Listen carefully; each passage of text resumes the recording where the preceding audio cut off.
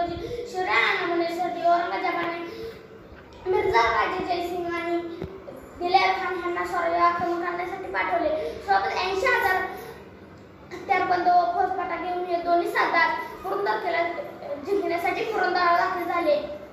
परंतु पुरंदर किल्ल्यावर पुरंदरचा महापराक्रम किल्लेदार मुरारबाजी यांनी सोबत 2 ते 3,000 माळ किल्ल्याचे रक्षण करत होते.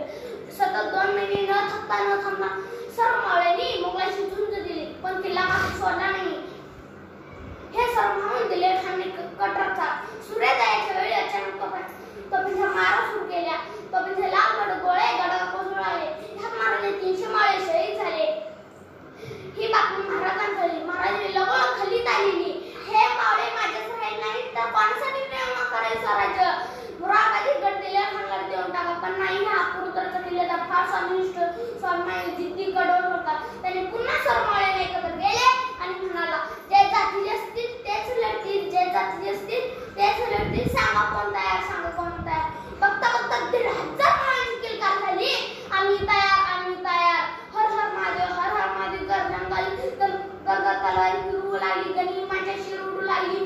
मुरारबाजी लाल झाला होता. सर्व मावळे शर्तीने लढत होते. एक मावळा 10 गनिमांना आटपत नव्हता. घनघोर लढाई सुरू झाली. सगळीकडे आरडाओरड, किंकार, रक्ताची पाठ वाहत होती. इतक्यात हत्तीच्या अंबारीतून दिलेर खान म्हणतो, अरे कौन है, कौन है? आदमी है क्या शैतान, क्या शमशेर चलाता है? कौन है शमशेर का रुको. दिलेर खान ने त्याच्या पुतळे थांबवला आणि बोलू लागला, अरे मुराद, तू मरने वाला है, क्यों अपनी पकड़ में जान गंवा रहे? आजा हमारे पीछे, मैं बदल दूंगा, झागिरे दूंगा. अर्थात दिलेर खाने फितूरचा डाव मारला होता. पण नाही, हा पुरंदरचा किल्लेदार मुरारबाजी फार स्वामिनिष्ठ स्वाभिमानी पराक्रमी व राष्ट्रप्रेमी होते.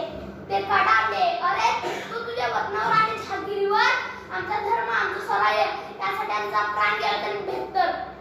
असं म्हणून मुरारबाजी कडावले